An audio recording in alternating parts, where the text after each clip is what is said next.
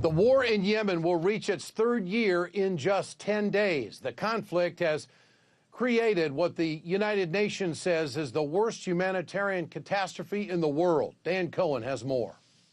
If you're watching mainstream media, you'd hardly know that more than 10,000 civilians have been killed in Yemen, mostly from airstrikes, and millions more have been displaced. The war is being waged by a Saudi Arabia-led coalition with critical support from the US and UK against the powerful Houthi rebel group. A crippling blockade imposed by Saudi Arabia on Yemen's ports has left more than 8 million people at risk of starvation. The conflict has created the worst cholera outbreak in recorded history. Save the Children says 130 children die every day from starvation and disease. The conflict began after the Houthi movement ousted the US-backed government of Abdurrahman Mansour Hadi and took over the capital of Sana'a.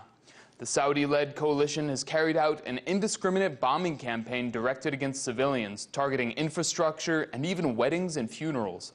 The coalition and its ally in the Yemeni government have prevented journalists and human rights organizations from traveling to Yemen on UN flights, imposing what Amnesty International called a media blackout.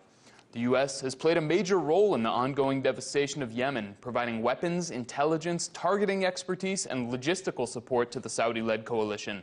All of this has been carried out by the Obama and Trump administrations without congressional authorization. Now, a bipartisan effort from U.S. Senators Bernie Sanders, Mike Lee, and Chris Murphy is underway to force Congress to vote to end U.S. involvement in the war on Yemen.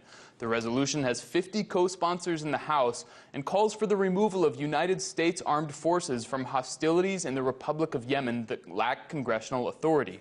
In Washington, Dan Cohen, RT.